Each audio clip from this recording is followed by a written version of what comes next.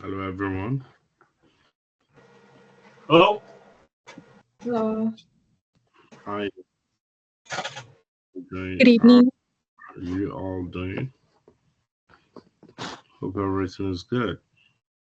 Okay, good to have you back. It's another Monday evening. Okay, let me quickly see who's here. Gabriella, Amanda, Alma, Michael, I see you, Gagandi, Crystal, Jacqueline, Sahid, and Yumna. Okay, I recognize all of you wherever you are calling in from.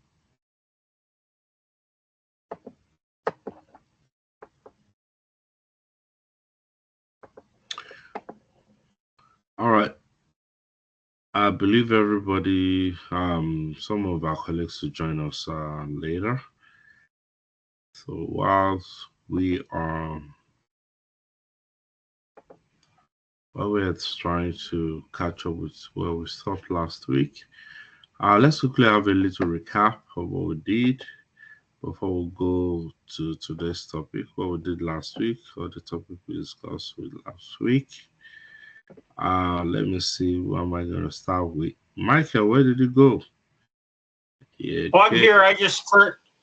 I turned my camera off. All the other students, I turn my camera on when I come on to say hi, and then once you Hmm. start, I turn it off because everybody else doesn't turn theirs on for whatever reason, which is fine. So I don't want to be Hmm. the odd duck out, if I can say that. But I'm here. I'm not going Yeah, to I leave you. understand.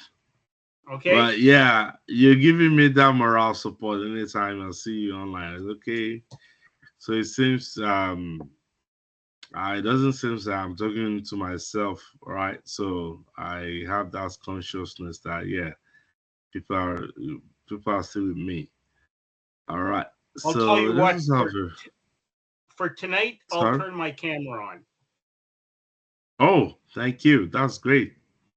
I'm glad to hear that. Yeah. That's amazing. Thank you very much. Yeah. So for keeping my company. So let's have a little recap of what we did last week. Check your notes of PowerPoint. Okay, Alma. Let's start with Alma. Perfect. Good evening. So last week we spoke about chapter 9, which we covered training. So we All talked right. about the role of occupational health and safety training, so that we, as Canadian Mm, employees, we have three rights. So the right to know, the right to participate, and the right to refuse unsafe work. And you oh, gave us some statistics. So basically, a recent study of nearly 60,000 Canadian workers reported that only 12% of women and 16% of men had received workplace safety training in the previous year. mm, thank you so much. Okay, let's go to Michael. Michael, Um, we you raised talked your hand. about we talked about doing a comprehensive needs analysis as the first step before designing or implementing training. And so, from an HR standpoint, the needs analysis pinpoints which specific skills, knowledge, or behaviors are required for improvement. In this way, we prevent wasted time and effort on non-relevant training. And so there's three things we need to do when do the analysis. So one is organizational analysis, looking at the overall company strategy, resources, and environment. And so if for a company that has no existing safety policies or a limited budget, they need to deal with that. And then the next Mm, step, the other type of analysis is the task/job analysis that breaks mm-hmm, down the duties and the associated hazards doing that job. And mm, in this way, we can find out what things, the tasks or jobs that employees find difficult or risky to right. do. And Mm, then you can align your HR training to deal with that, whatever it might be. mm, And then there's the person analysis, which is the third aspect of the comprehensive needs analysis, is mm, looking at which employees need training, and mm, this could be people that are operating dangerous equipment as an example. I mean, there's all sorts of things. That's an easy All one, right. and different issues with that. So it's about improving their knowledge in what they're doing. Excellent. There you go. I like the way you break things down. Are you sure you're not going to be a professor someday soon? I am, I am, I'm too, I don't want to say I'm too old, but yeah, I just said it. Mm, well, I don't want you to discriminate against yourself. All right, so like we all know in Canada, we don't have any retirement age, and there's nothing like too old or too young. All right, so if you still have the opportunity to be. All right, so thank you very much once again for that wonderful contribution, Alma and Michael.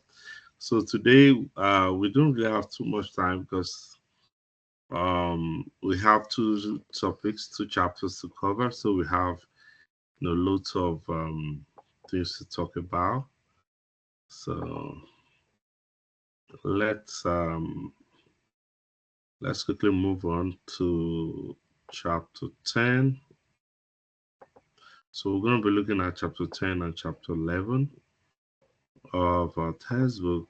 So chapter 10 talks about motivation and safety management system. So motivation and safety management system.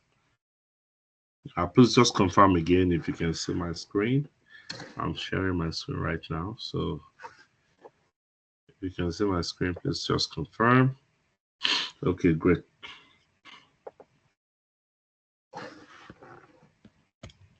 Oh, too fast. All right, so these are the objectives. We're going to be discussing some of the key issues about safety behavior in the workplace, individual motivation about safety, how we can modify behavior using different motivation theory to change to adopt safety behavior. We're also going to be talking about goal setting and feedback that influence safety behavior, self-determination theory as well. That we're going to be looking at that. So the role of organizational support for safety in contributing to safety behavior, role of safety climate and culture of the organization in the performance of safety behavior, and leadership as well, the role of leadership in providing or supporting safe work environment. And we're also going to be looking at the management, occupational health and safety management system, and how they help organization promote workplace safety. So let's start with safety behavior. So what in particular is safety behavior? They are behavior that leading to safe performance of a particular job. So things that we do that make us safe, particularly on a job. So example include use of uh, hazard control system, safe work habits, including use of PPE, increase awareness and recognition of workplace hazards, acceptance and use of PPE, which I mentioned earlier. So these are examples of safe work behavior or safety behavior. So let's talk about safety programs in a workplace.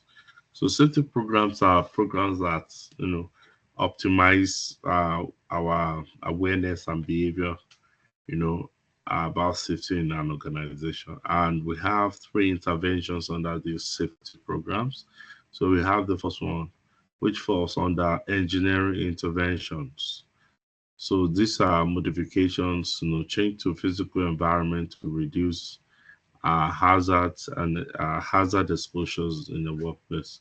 So we all understand what engineering control means, right? So we've done that under type of control. So it can be modification to physical environment, or for instance, if you're building a noise uh, what's it called?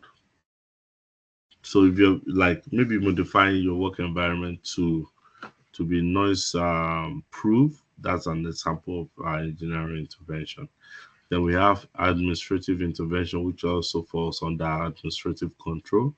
So that is with training procedures and policies and procedures, standard operating procedures, we have within the workplace. Then the last one, which is behavioral intervention.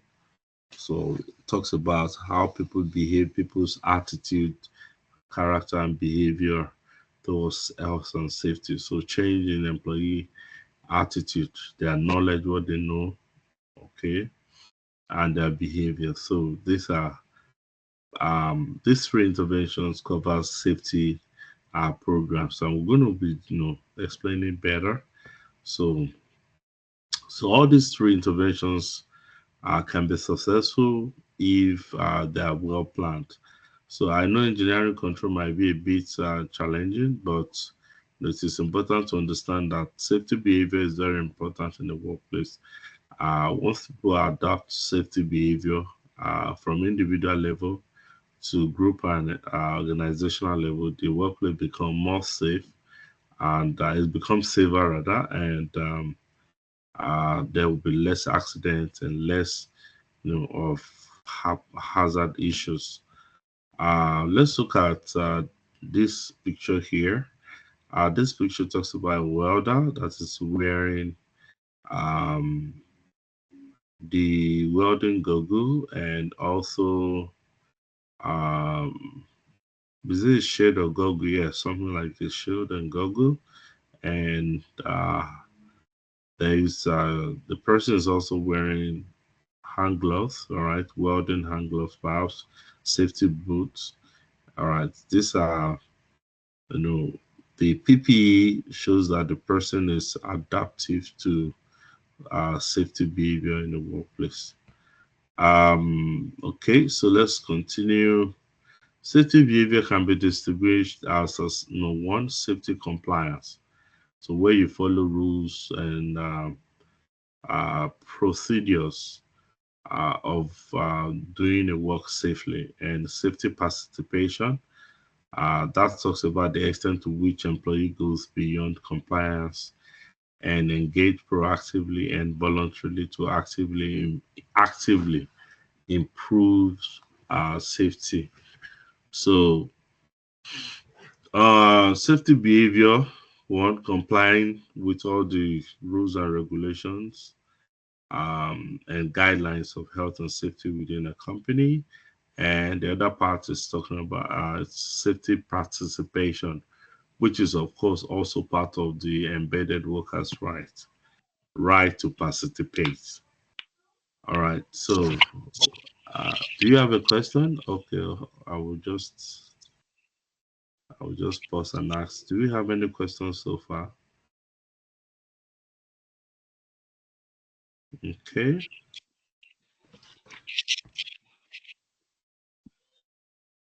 All right. So let's talk about the component of safety behavior.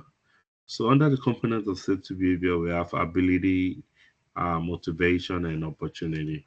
So in some textbook, you will see the formula ability times motivation times opportunity becomes work behavior.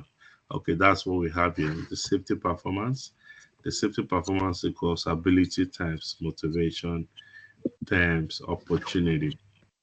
All right. So safety can be enhanced by increasing opportunity, abilities, and motivation and opportunity to work safely. Sorry, please, can you put your microphone? Can you mute your microphone, Sandra? Let me see if I can help you. Okay, thank you very much, because the session is recorded so that people that are watching it again will have a very smooth video. So all these three models components must be implemented to to establish safety performance. So, for instance, we talk about training the other time, which training will increase awareness and abilities of employees to adopt safety behavior over a long time. All right. So let's talk about motivation. Okay. Ability rests in training. Once you don't know something, you train on how to use or how to adopt safety mode or safety character or safety procedures, then you have the ability to do that, or you always have the knowledge. So the second part is motivation. All right. So under safety performance, we have motivation. So what is motivation?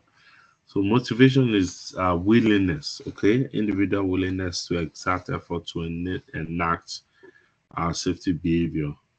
So it's also associated with value or valence, okay, with those other behaviors. So initiate, direct, and sustain safety behavior. One has to be, there's one part that talks about knowing, that is knowledge, abilities. Then the other part is having the willingness or enthusiasm to continue to follow the same safety procedure at all times. So we're going to be looking at some of the theory of motivation, all right, and how to apply it to safety behavior. So the first one we're going to be looking at is theory of B.F. Skinner. Some of you might have heard about B.F. Skinner reinforcement theory, goal setting theory, and self-determination theory. So we're going to be looking at, we have so many motivation theories, okay, but we're just going to look at these three ones that are mentioned in your textbook, okay. I wish we can also look at Abraham Maslow's theory. Most of you are very aware, are familiar with Maslow's theory. Okay, so but let's look at these theories one after the other. So the first one is theory of B.F. Skinner, uh, reinforcement theory. So I will just sound a little bit like a psychologist now. The theory, reinforcement theory, is a developmental theory or motivational theory that B.F. Skinner developed from the theory of a man called Ivan Pavlov. So it's classical conditioning. Basically, it talks about how we can modify or change people's behavior, especially if we want employees to adopt, excuse me, a good behavior. So there are ways we can help them to change their behavior to adopt the kind of behavior we want them to be doing. So he listed four categories of reinforcement. The first one is positive reinforcement. Okay, positive reinforcement, negative reinforcement. It talks about punishment and extinction. So in his theory, he talks about positive reinforcement. That means you can change people's behavior from what they used to what we want them to be using reward. So that's the first one you mentioned here, and that is what we have here. So increase when current performance of behavior is followed by reinforcement reward. So let me give you an example. If I say right now, if you log in before me next week, I'm going to give you $100. All right. So that's the intention of that is to encourage early coming and to stop late coming in students. So you find out that people wants to win or get the $100, they join before me. So that is positive reinforcement where you use reward. All right, it can be in form of money or things that people appreciate or value to change how people behave. So a lot of companies also use this to modify employees' behavior. All right, through rewards and award. You see, sometimes company will give their employees award, best employee, health and safety conscious employee of the year, best employee of the month, and all of that. So what they're trying to do is modify behavior using reward. So under reinforcement theory, we call this positive reinforcement. All right. We also have negative reinforcement. Is a little bit similar to positive reinforcement, but there's no reward. Is other praise or blame. Praise or blame. Then the third one is punishment, which this mentioned here. Use of punishment, okay, to change people's behavior. So example of this is when you fail to wear your PPE or helmet. Your manager can punish you, okay, for not doing that. So next time, you will not want to be punished. Then you always at all times wear your PPE. That is punishment. Okay, changing people's behavior use of with the use of punishment is also part of reinforcement theory that was propounded by B.F. Skinner. So it focuses on changing, changing consequences. And the last one, which is not mentioned here, is called extinction. So you can read more about reinforcement theory personally on your own. So it talks about how we can modify people's behavior, employee behavior, use with the use of reward, with the use of praise or blame, or with the use of punishment. Okay, so theory of reinforcement also talks about ABC model, antecedent behavior and consequences. Consequence. So any behavior occurs because one event triggered the behavior, that's antecedent. Results follows the behavior, which is behavior, and consequence are characterized by three dimension. The consequence of your behavior can be positive, okay, when you follow an safety behavior, or if you lose guard or throw caution to the air, it can be a negative consequence. The consequence can be right now or in the future. All right, that's immediate or delay, or certain or uncertain. So these are the dimension we have under uh, consequence. So let's go to the second theory, goal setting theory. Some of us are already aware of how we set goals. For instance, SMART goals, setting of goals using SMART models, specific, measurable, attainable, realistic, and time bound.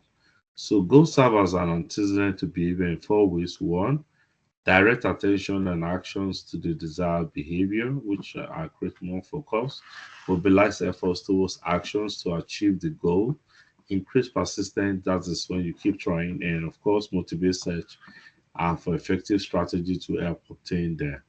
That is more creative. Uh, so this goal setting also triggers behavior, which is motivated by internal intentions. So for you to have follow safety behavior, you have to be intentional.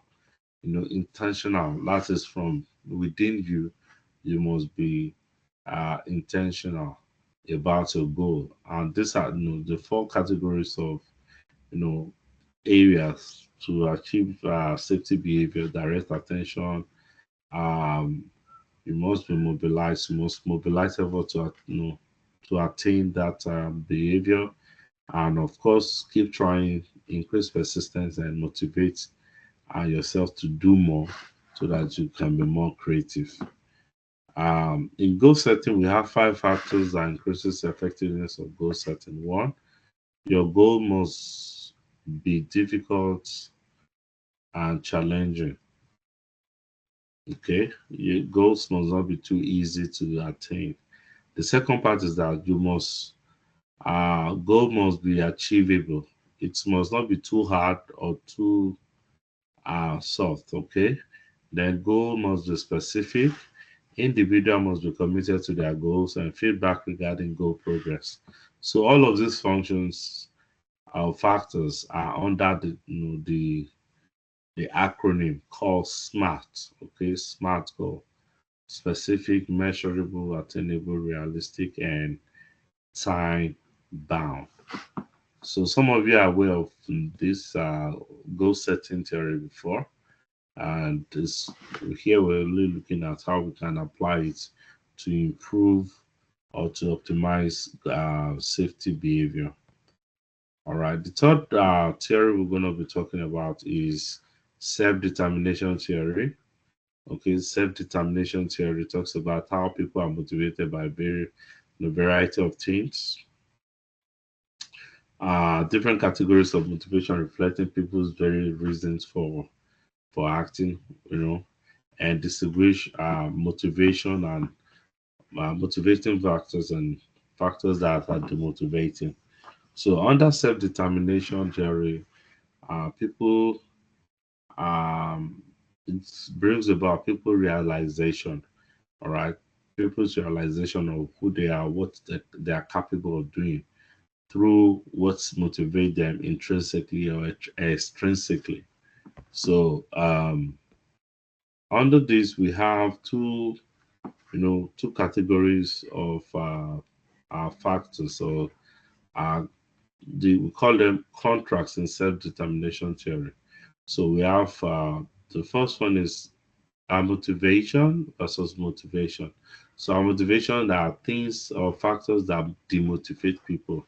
All right, things that lacks motivation versus things that motivate people, willingness to exert efforts to achieve a behavior.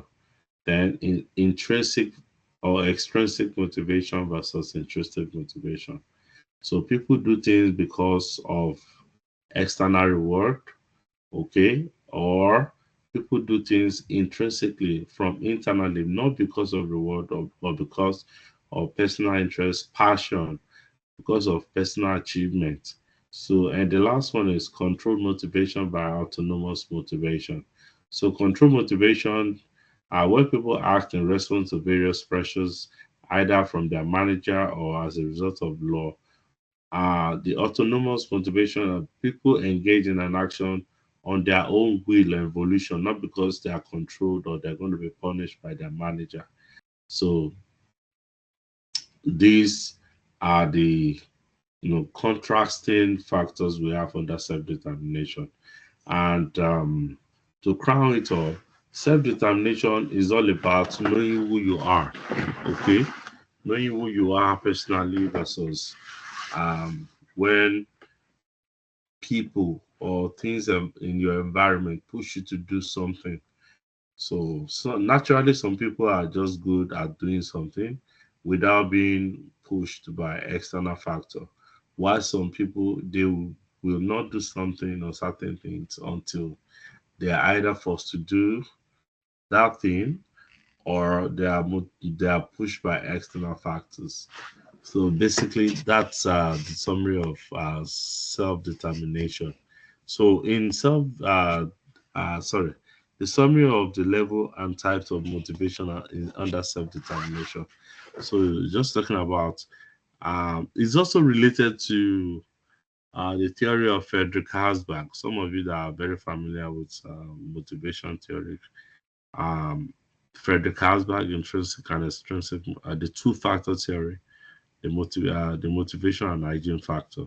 So here we have no motivation, which is our motivation. We have extrinsic motivation, which are driven by is driven by external rewards. Okay, this is intrinsic by internal. So under extrinsic, we have external, introjected, identified. So here is control motivation. Is there is autonomous, and here we have, you know, internal. All right. So it's just an analysis of self-determination. Some people, the summary is that some people are driven by external factors, okay? Either reward or punishment or, you know, including bad wagon. Why this one is internal. Okay, people are driven by internal passion to do certain things without any reward, regardless of whether there's reward or not. They will still focus on what they like to do. All right. Some people are naturally they have the natural instinct of following safety behavior, while some people will not follow safety behavior until they are motivated to do so using external um, factors. Okay, so considering the ABC model, the control motivation focus on consequences, which is reward of guilt, while the autonomous ones focus on antecedent, goal, self-identity. Increasing opportunities for safety behavior.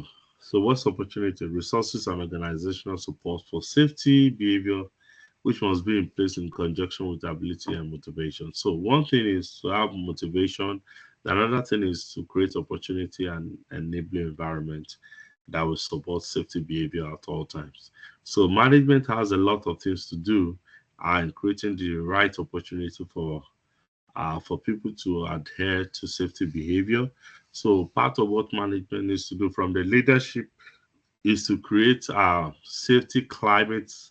Okay, under safety climates, that is the workplace culture and environment of the workplace. Then the second part is safety leadership. So safety must not just be a checklist, that everybody just tick tick tick. It must be a commitment from top to bottom, from the CEO, to all the top executives, the managers, the supervisors, everybody up to the least person in the organization must be committed to safety behavior. All right, and that is how to create, demonstrate, safety commitment within an organization. All right. So increasing opportunity for safety behavior. When you talk about climate, you're talking about shared perception among employees, organization stakeholders, of importance of workplace safety. So the culture of the company, some companies, if you go there, you see from the gate, from the entrance, you see they are so committed to safety. They will tell you safety first. All right, from the gates, you can't go in without wearing helmets. You cannot go in without putting all the PPE. So you know that kind of environment, they have safety climates and they take safety seriously. So let's look at some of the possible ways to promote positive safety climate.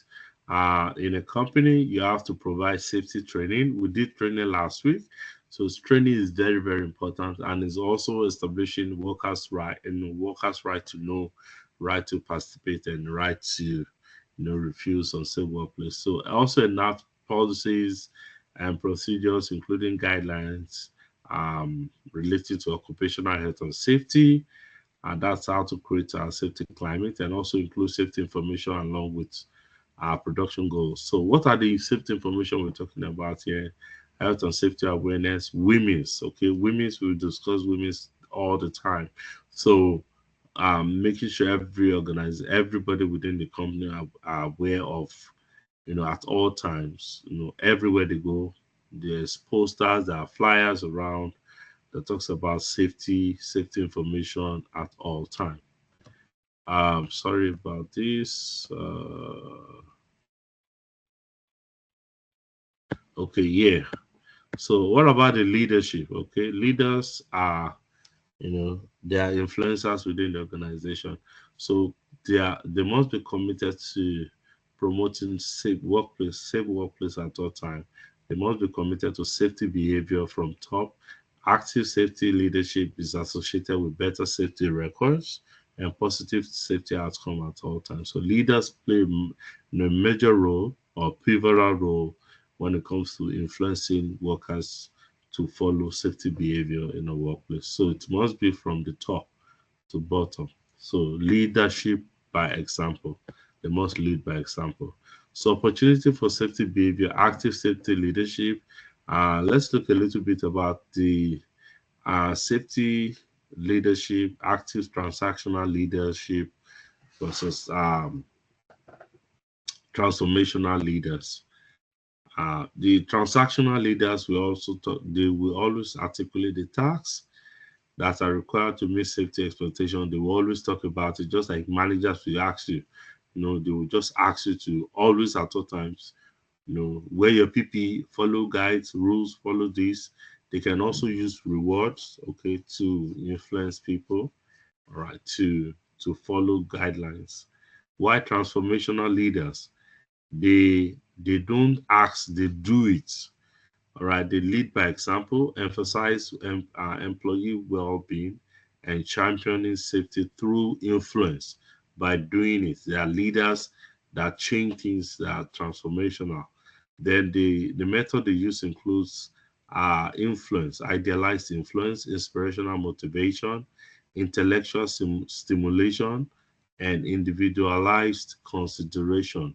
All right, they look at individuals, their characteristics and traits, and use that to influence them, talk to individuals, to adopt safety behavior.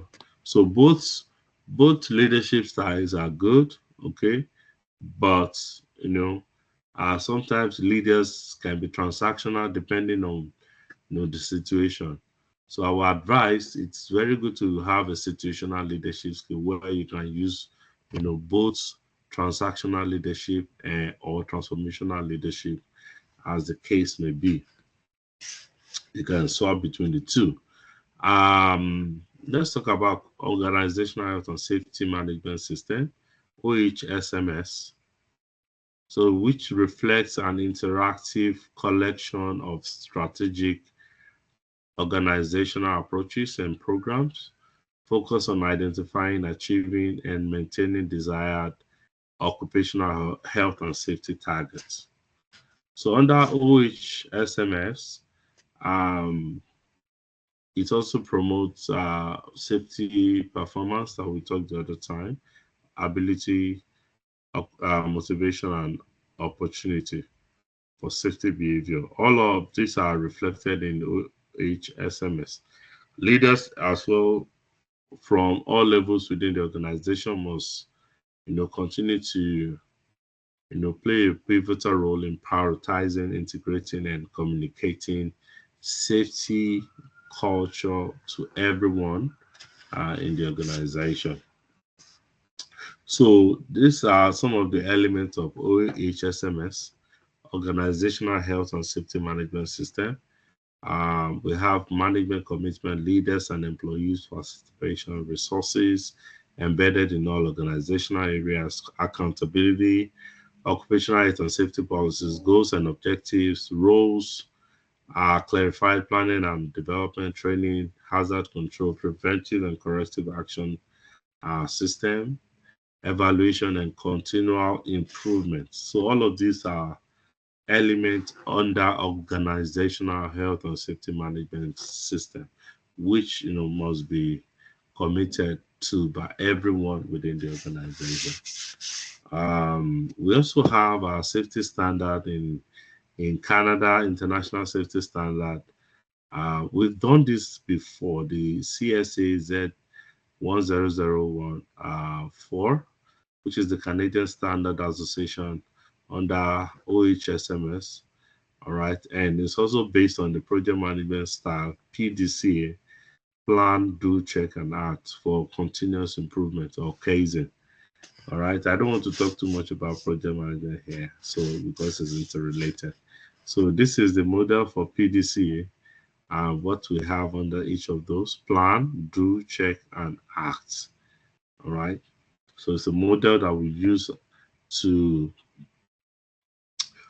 implement projects. It can be safety and health and safety projects under which is OHSMS. Let's talk a little bit about plan.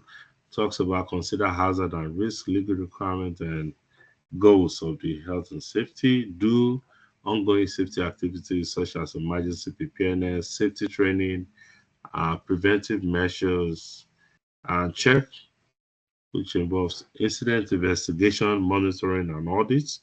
Then act, managerial review, and continuous improvement at all times. Now, to have an effective occupational health and safety policies, you must have a core role in effective occupational health and safety policies have a core role to play in occupational health and safety management system. So policies, whenever you have safety policy within an organization, it should include all of this. It must be written and signed by the CEO, all right, or the MD of the organization. It must be signed by the number one person. So that shows commitment. That shows that everybody should adhere to it, and brings also authority from above. So be publicized and made available to every employees.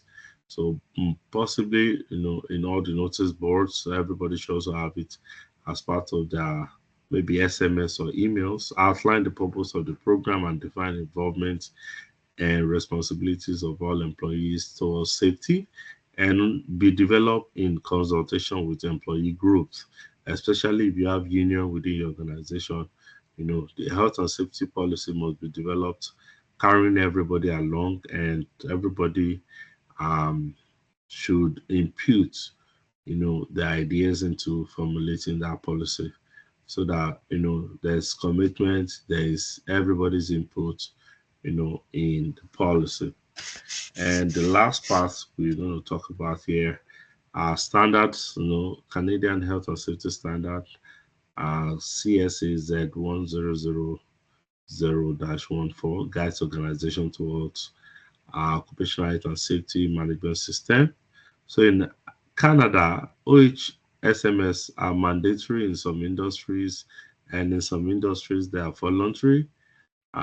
Compliance with an OHSMS standard can help with due diligence. All right, so that is the first part of we're going to talk about today. That's the end of chapter 10. That talks about motivation and safety management system. So I pause a little now and ask if there's any question before I move to chapter 11, which is the last chapter we're going to do today. Thank you for listening. So do you have any question before we move to the next part? Let me check the charts. Okay, the charts doesn't carry any questions. So I want to believe everybody understands. So permission to go to chapter 11. Do I have your permission? If I have your permission, just give me thumbs up. Thank you, Amanda, Sahid, Michael. Okay, good. If I have your thumbs up, I know, yeah. Some of you are still not showing your thumbs up then. All right, thank you very much. Let's go to chapter 11.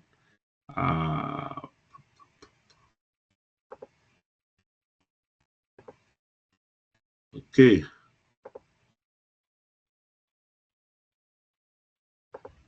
So chapter 11 talks about emergency planning.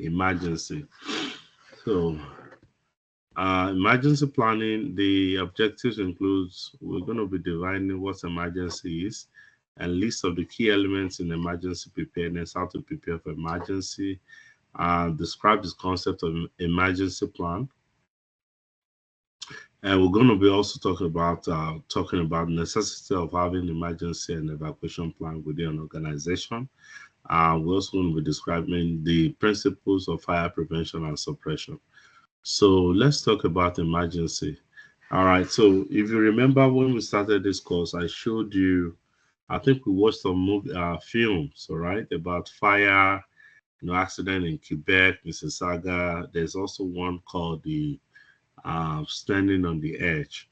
So all of these are pointing towards, things that can happen that might require evacuation when people will be removed, should be removed from a certain scenario.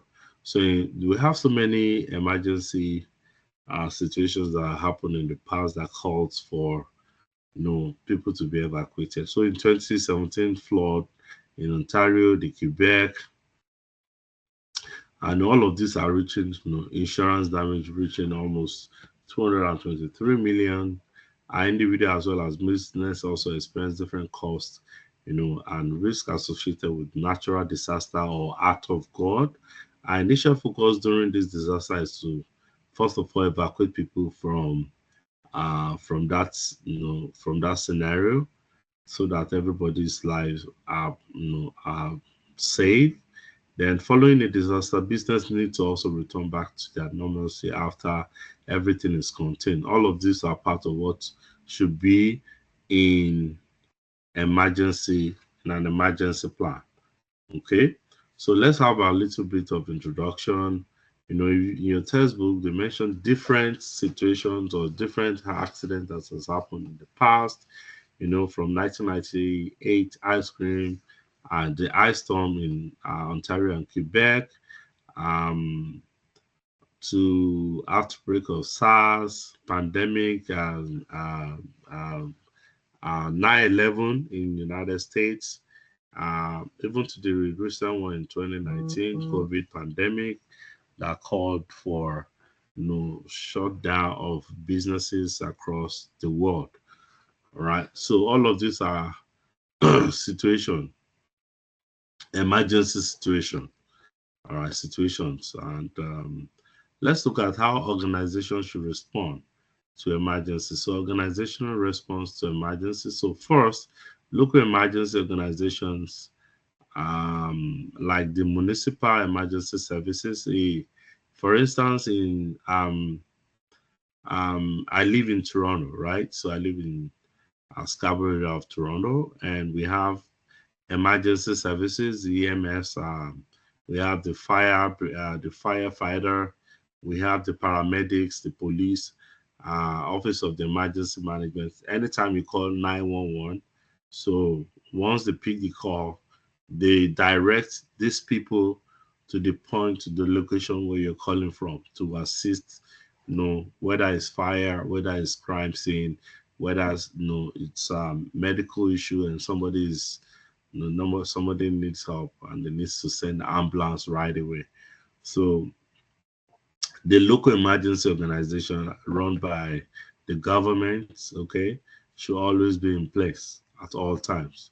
So then the second part, which is each of the provinces and territories that we have in Canada should also take a step to create emergency measures, all right, to provide emergency response to protect people's lives and properties, within the province. So we have different emergency bodies, including the Ontario Police Department, all right, the OPP. We have different emergency office as well at different provincial levels. And of course, at the top level, which is the federal level, the federal government and its agencies also will involve in emergency response. I remember when COVID-19 became very, very heavy and the pressure was so much on healthcare providers, the military began to they started volunteering to also assist. So that is one of the intervention of the federal government, the Red Cross, the Canada Red Cross, and all of those things, depending on the nature of the disaster. So emergency organized response can be at the municipal level, the local level, the provincial level, or the federal level. All right. So let's talk about the role of organization in response to emergency response. So, organization must also consider possibilities of a disaster. So, um, it is very good for organization to preempt, all right, to think ahead of, you know, disaster. So you need to ask yourself, what if? What if a situation like this happens? What are we going to do? So think ahead. Potential for loss is very high. So it's good to have plans ahead in case of any disaster. So safety programs need a plan response to threat of disaster. So in that area, we have two central aspects of emergency planning in organization. One, emergency preparedness. That shows how prepare against any emergency. And most of the organizations, especially in Canada, they have fire prevention, fire drill, and fire prevention against fire accident. Then response to emergency. So response to different type of emergencies should also be part of how organizations are prepared, right? Whether to bomb threat or to fire or to attack, terrorist attack, or whether building collapse and all of that. So every organization should have emergency preparedness and response to emergency. So let's talk about emergency preparedness. So what is emergency in its definition? Emergency is a sudden, generally unaccepted occurrence or a set of circumstances demanding immediate action. Are concerned with emergencies that either cause or threaten to cause the loss of or damage to life or properties. So in emergency, we have natural emergency or naturally occurring emergencies, which are called the act of God. Okay, it can be a weather storm. All right, it can be flood, tornado, all those things, diseases, epidemics. Those ones are naturally occurring emergencies. All right, and there are also emergencies that are caused by human. All right, maybe human error or by intentional sabotage, right? Explosion, accident, fire, chemicals, and oil spills, riot, terrorism, and act of workplace violence. All of these are emergencies, driven by human. So under emergency preparedness, we have emergency planning. So that is an act of thinking ahead and planning ahead of workplace emergency by anticipating and planning for emergencies, putting plan into action as needed, and getting back to work, refining plan in light of new learning. Excuse me. So the goal of this emergency plan is to reduce injuries and properties should they happen and restore organizations to its normal operation after the emergency has subsided. So under emergency planning, the most popular one that we all have is our fire drill. Sometimes they just press the alarm and see what everybody's going to do, how everybody's going to react. Okay. Normally, if you have that alarm, you go out to go to muster point or gathering or assembly point where they have the head count to know whether somebody's missing or not. Then once you're done, they ask you to go back. So it's just like preparing you ahead in case there's any emergency. That is how you should do. Don't take the elevator, take the stairs, the route to the assembly point and all of that. So the goal is to reduce injuries and properties should they happen, and also restore organizations to its normal operation. So we have 5 stages under crisis management model. Excuse me. So signal detection, preparation, damage containment, recovery, and learning under crisis management. Okay.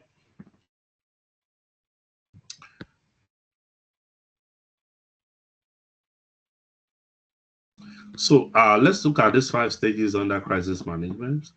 One, signal detection that talks this um, involves targeted at prevention and recognizing an emergency which is possible or imminent. So the first thing, if there's any crisis, the first thing is to raise alarm or signal so that everybody within the organization, within the building or establishment, we know that yes, there's emergency. All right. So the most common one that we use is the alarm. Okay, once you press the bell, everybody's aware, the whole building is ringing, everybody knows that something is wrong and you need to run for your dear life. Then the second one is preparation. So senior management must adopt a crisis management mindset.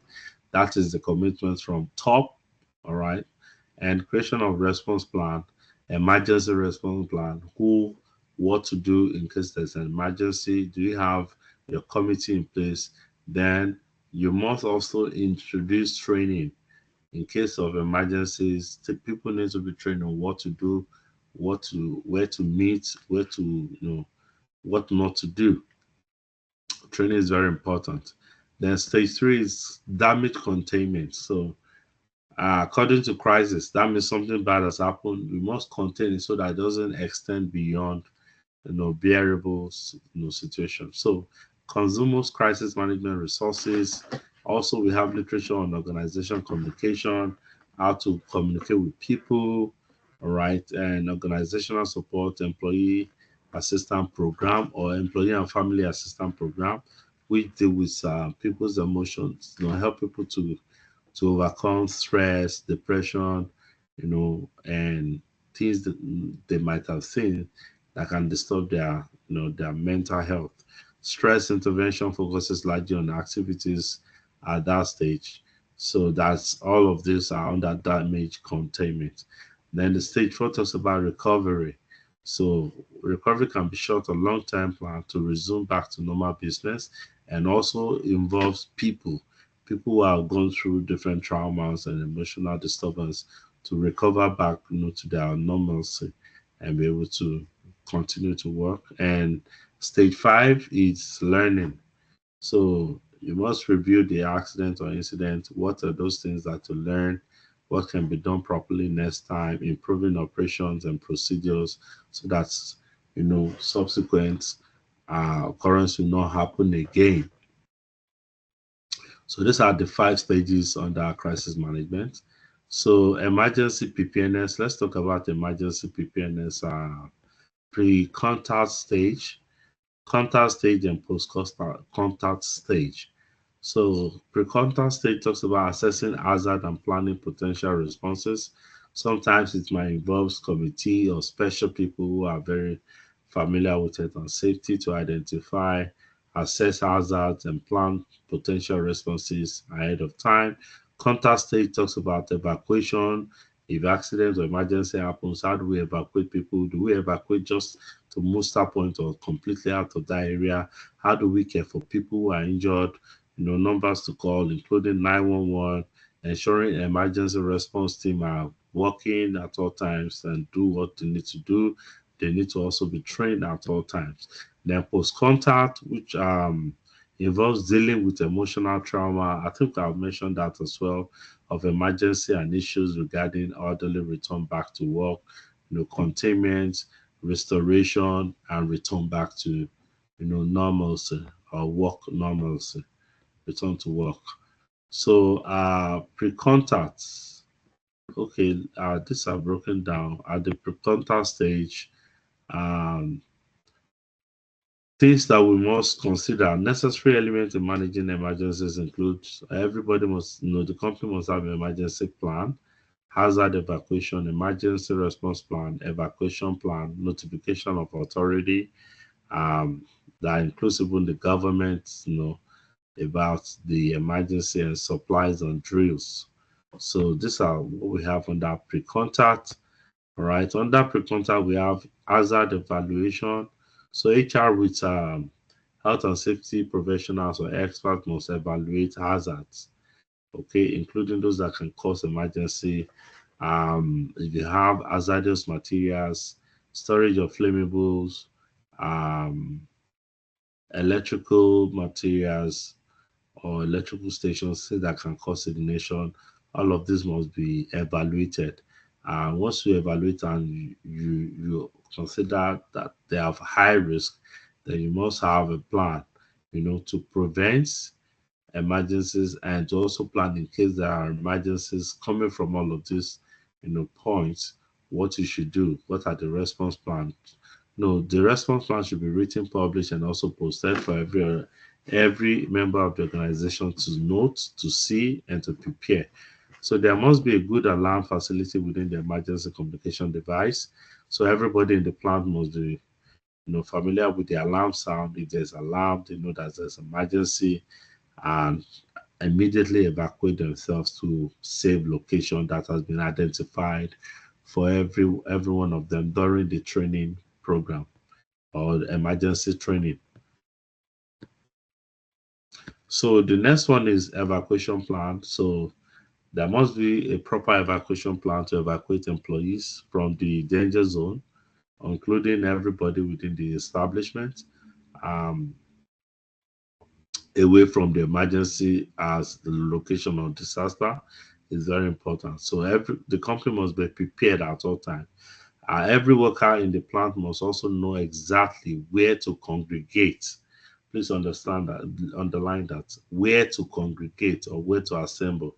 So we call that place under occupational health and safety assembly points or muster points. Okay, where the need arises, and be aware of at least 2 evacuation routes within the organization. So you also want to tell them, don't use elevator anytime you have this alarm. Just use the back door or use the stairs, to save place. All of these things must be considered and must have been part of the emergency, you training. So there should be a well marked, unobstructed evacuation pathway with lit exits. So that's why in most of the building or most of the establishment, you will see a green and white light with an arrow and a guy or like an icon running, showing this is an exit door where you can pass to a safe place. So all of this, even when there's no light, that particular exit lit exit emergency light must be on at all times.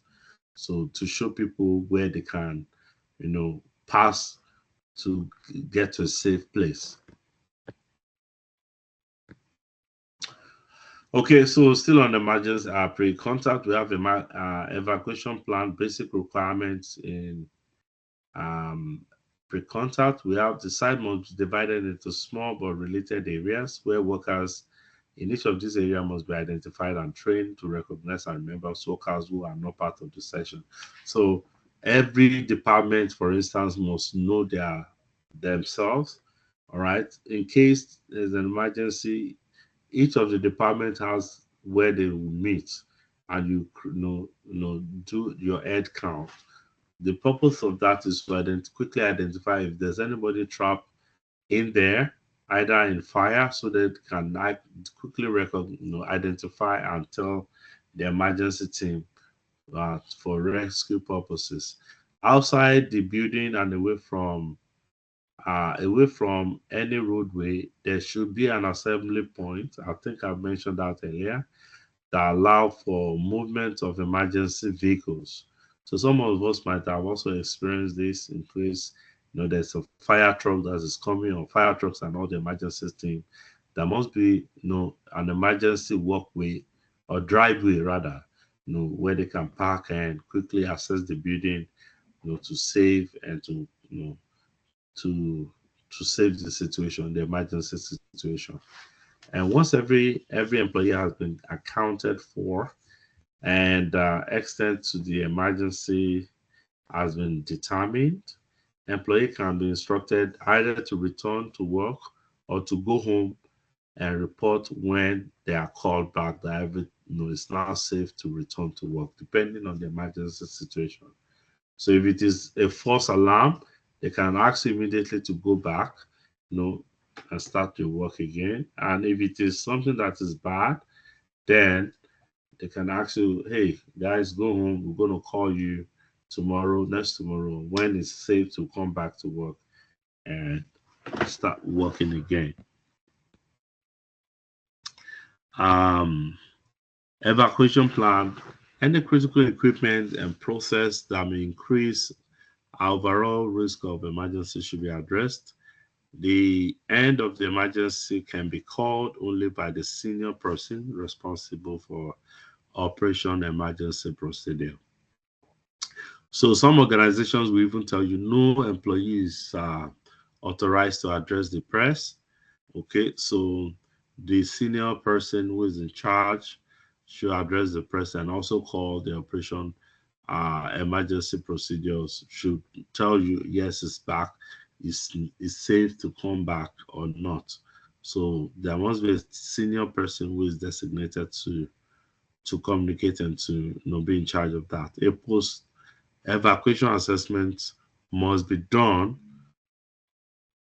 to identify problem in the evacuation plan. Remedial measures can also be taken. So Under this, you assess your evacuation plan. Did they go well? What are those things or challenges that you face, and what you can improve in case of subsequent emergency, so that you can have a better evacuation plan or evacuation next time, should it happen. Notification of authority is also very compulsory under our labor law or employment law. So any company that's experienced emergencies or such situation must notify the Ministry of Labor. The police must be aware. The local authorities, including the municipal office, must be aware of the emergency at all times. So emergency first line equipment such as fire extinguisher must be in place, well defined, and easily accessible location. One of the things I've also observed is that the fire extinguishers must be renewed at least annually, so that it's not expired, and if there's any fire accident, they can work effectively and efficiently. Then we also have drills. No, they must each establishment must conduct emergency drills at all times. Occasionally unannounced drill to keep everybody current, knowledgeable, and to keep them, aware of what to do should emergency happens. Rehearsals are an important part of training, so you must always keep them prepared at all times. In some establishment, they do fire drill like 3, 4 times a year, to keep people ready, and also refresh their training. So under contact, we have fire plan. All right, fire plan has the same characteristics as the main emergency plan. Um, okay, fire gets out of control when you have full-blown fire, which can result to emergency. A group of workers must be trained in firefighting techniques before the fire brigade arrives. Okay, so these are part of the emergency response team that are trained on how to use the basic fire extinguishers that you have within the organization. Now, let's talk about fire in itself. Fire has a triangle, right? Fuel, heat, and oxygen. These three things um, constitute fire. You remove any one of these, um, then the fire will become powerless.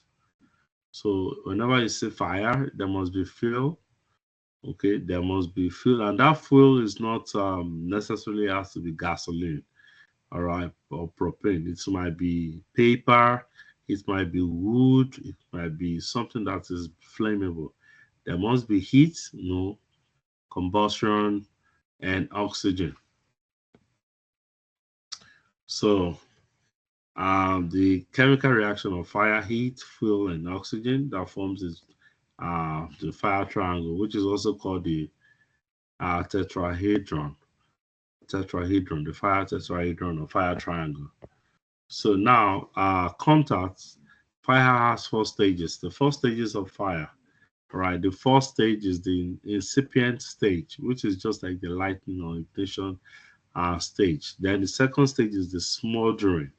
The smoldering stage, where you have the combination of these three chemical composition comes together, all right, to cause heat to rise through limited chain reaction. Then we have the third one, which is the free burning stage. It is the peak, it's the semi-peak stage. All right, this stage, the flame first appear, then if it's not contained, then you have the uncontrolled fire stage, which the fire is now out of control and can damage properties and damage, even kill people. Okay, so this is a fire accident scenario. You can see two firefighters trying to save people. So the main goal of firefighter and emergency team is to save life first, not even property, life. They should be able to save life first. So that's the primary goal. All right. So contacts. Still on contact consideration when developing a fire prevention program.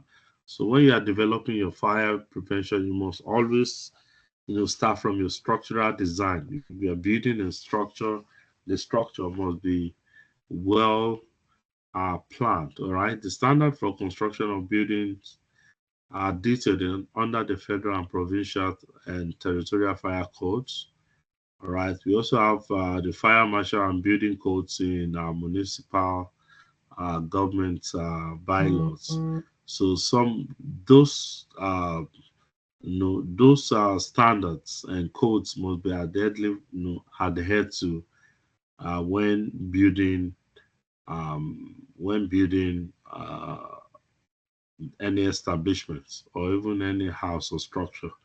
Then the second one is barriers. Okay, walls and floors can delay or prevent spread of fire. So some walls, if you have walls and floors that are inflammables, all right, they can slow down the effect of fire accidents, all right, by not burning, all right. So that can also help, in the area of fire accidents. Now, consideration when developing a fire prevention program. The third one is detection and suppression. So it's mandatory that you must have fire detection or flame detectors within the establishment. So most buildings have detection system, and also they have sprinklers. So whenever there is flame, then once the alarm triggers, the next thing is to see water sprinkling out to reduce the fire effect before the arrival of the fire brigade. We also have storage. So every hazardous materials that are combustible, all right, should be rated and stored in a separate or isolated place. All right, if you are dealing with gas or propane or materials that can easily catch fire or cause fire, should be properly kept in a safe place, separate from every other materials, and should be well, kept under the women's procedure or code. So we have classes of fire, class A, B, C, D, and K. The fire extinguisher, the materials, the groups and materials um, that this type of fire, and how to identify the symbols and color and the extinguisher that you can use to control such fire. So for instance, we have class A, which are combustible caused by paper and wood. The the logo is triangle and the color is green. And most times you have water. So the water can quench paper and wood fire. We have the second one, which is flammable liquid, which can be gas or grease or oil. The symbol is square and the color is always red. You can use carbon dioxide or dry chemicals, fire extinguisher to quench that. We have the third type of class C, electrical fire, which are the material can be wiring. Its symbol is cycle. The color of the fire is blue. You can use halon or CO2. Then for metal fire class D, we have flammable metals such as magnesium and titanium. The logo is star. The kind of fire is yellow, and you can use fire extinguisher, powdered fire extinguisher to quench that. Then we have the last one, which is class K, grease, cooking fats or cooking oil, which can trigger come from fry pan. The logo is fry pan or K. The color of the fire is black, and you can use wet grease chemicals, to control such fire. This is an example of fire training. These are fire brigades. Um, so to quench fire, you have to be trained on how to how to control fire. As a fire brigade, there are trainings you have to that is prepared for for them before you can be thrown into the field to control fire. This is a fire caused by, you know, combustible oil. Post contact, which is the final part. This with two areas: stress associated with experiencing emergency situation and getting back to normal operation. So people that have gone through stress, depression. So one approach to crisis response is critical incident stressing debriefing (CISD). So focus on the victims. Sometimes people lose their properties to fire accidents. People even lose their loved ones. They go through emotional trauma. So you want to ensure these people are well taken care of so that they can be emotionally balanced. May also involve the expert intervention of psychologists providing assistance immediately following the traumatic events, to help um, people who have suffered, the victim of the emergency, to to come, to maintain their emotions or their mental health. Now, getting back to normal, which is the final stage of post contact. So this return to work is not um, as straightforward as the return to work under um, the other type of accident we've treated before. All right, it can be a bit complex. The individual may also continue to experience stress reaction, especially the victims. Sometimes, they still remember those the flash of the emergency, scenario can always come back, and that can also be causing PTSD. So they need also time to be, emotionally balanced, and they need support. Individual may also continue to live in the effect of the emergency, uh, due to damaged housing, loss of income, transportation, long after the acute phase has passed. So employer must always, accommodate them, tolerate them, and if need be, adjusting to normal work may also take some time. So that is where reasonable accommodation um, take effect. So employer must at all time be ready to accommodate them, you know, to give them support at all times. So thank you very much for listening. We've come to the end of part 2, which is chapter 11 of the um so the two topics that we have today is 10 and 11, chapter 10 and 11. So I open the floor if you have any question. I believe everybody is still here with me. Okay, Michael, you have your hand to raise, please. The floor I is have a yours. question about the CISD. Is that similar to CISM, critical incident stress management training? Because that's Okay, critical so incident stress let me debriefing. go back so that everybody can see what we're talking about. It's So slide 28. slide 28,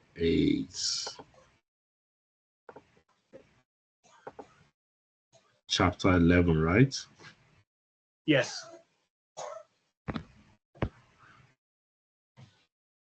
Slide 28.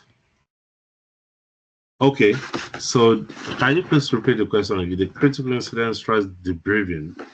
All right. Yeah, Is it no, the same yeah. thing as CISM? Yeah, because Yes, it's the I've same thing done as CS. CISM. It's the same Go ahead. thing. Okay. It's the same thing where we have. So maybe you want to share your experience about the CISM you've done before for our Well, learning purposes. I've done training for CISM in group and individual, Okay. and I did CISM group debriefings with a Northern Ontario Fire Department, a volunteer department, Okay. um, because of where they see so many deaths. And I mean, Mm, they hardly see any fires, it's all traffic accidents.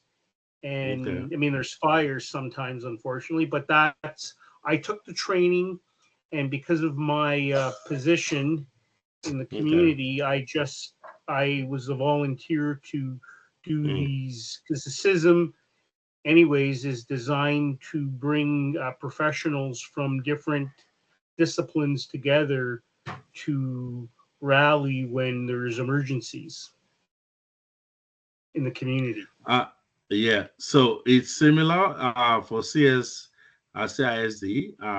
Basically, under this part, it's is bringing debriefing. Okay, where people share their experiences and reactions about the traumatic situations.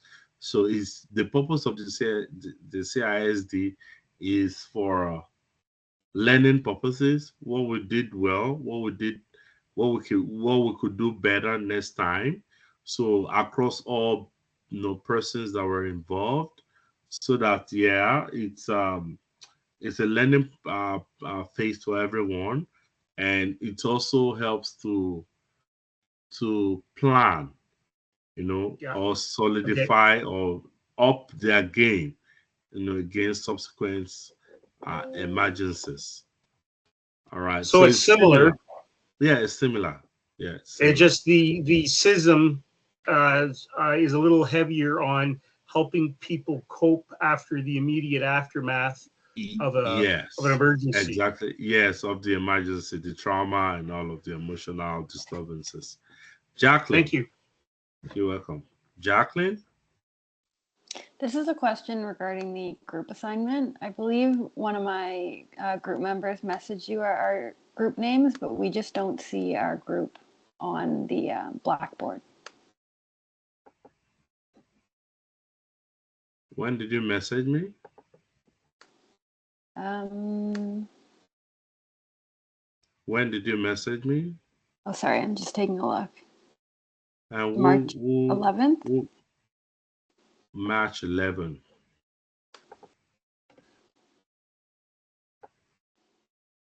And who is the person that messaged me? Hi, it was me. This is Alma. Alma. Hold on.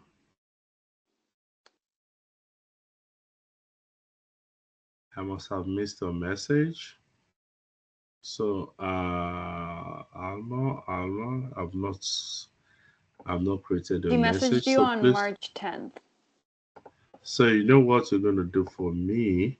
Please just try to remind me, send a reminder right now. I don't know why because I've created some groups right now. So, or better still, do you know the names of your group member? I will just create it immediately without delay instead of going back and forth. Yeah, Okay, so absolutely. Do you want me to put it in the chat or no, just no, say? no, just okay. Let me show you what I'm doing on the ground. Okay, you can see my screen right now. So Alma, who else? Jacqueline, Jacqueline here. Who else? Camry, Who? Camry. yeah, Okay, and Camry, and then Rainbow.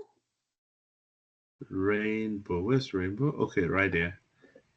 Is that And then, all? so it's You, McCarson, Rainbow, Jackie, myself, it can be and more than five. Okay, right. yeah, that's perfect. All right, Thank you so Mark much. Carson. Okay, so I'm putting you in group 8. Boom. Thank So, you. case closed. So if you check right now, you will see yourself in one group. All right. So sorry for that mission. Sometimes I struggle to meet, to catch up with different student mails and all of that. But don't worry, I got your back and everything seems to be working fine. So for the group assignments, let me say what I'm not very sure of. Sometimes I mix up things. That's on my busy schedule. Let me consult the critical part before I say anything that you guys will not just come and crucify me. Where's the critical part? Okay, here we go. Where are we right now? We're in week 10. Okay, so next week we're going to start our group project. That is when I'm going to post the group assignment, what we're supposed to be doing as a group, and the expectation. So it's going to take 2 weeks for us to complete that. Then each and every group will have a presentation before our final exam. So we'll discuss more about that next week. So, but for now, we still have a group formation. So it's the group formation stage. If you're yet to have a group, and let me see who has no group yet. Just a minute. We have Free, Janiel, Zainab, and Liban. All right. I can add them up to any of those groups that are less than 5. Okay, there's a group that has only 1 person, Gagandi, and group 1 that has only 2, Virginia and Musa. So I can allocate these students to the very lean groups that we have, so that everybody, maybe by next week, I'll just wait a few more days um, to have a confirmation. If I have nothing of such, then I can allocate them to the lean groups so that they can become bigger. All right. So there's no attendance, like you all know, for online classes. So let's continue. What do we have for this week? We have forum discussion. We have forum discussion. Have I released it? Boom, boom, boom, boom. I think forum discussion 5.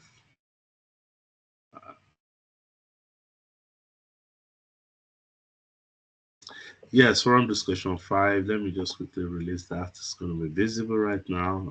The due date is on 23rd March. That is next week, Sunday. So please let us endeavor to keep track of our learning. Keep track of our learning. All right. So 1 week is not too short for us to complete whatever we want to complete. And somebody also reached out to me that you missed your individual assignments. I don't naturally do this. All right. You should take ownership of your learning. So, but it's for the sake of friendship. So I've extended the individual assignment till tonight. So you still have about how many hours to go? So if we can complete that within maybe 5 hours or 6, that would be nice to complete. After that, I will not be considering any extension.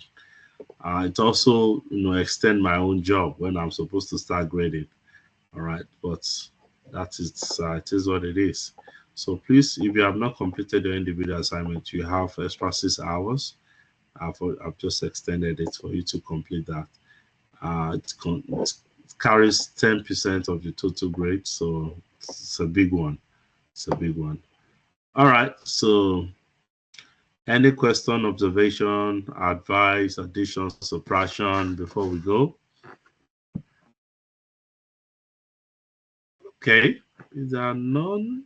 If there's none, thank you very much for coming and looking forward to seeing you next week. Please take care of yourself and have a great week. Au revoir. Bye bye. Signing out. Bye. Bye. See you later. Thank you. You Night. too. Good night.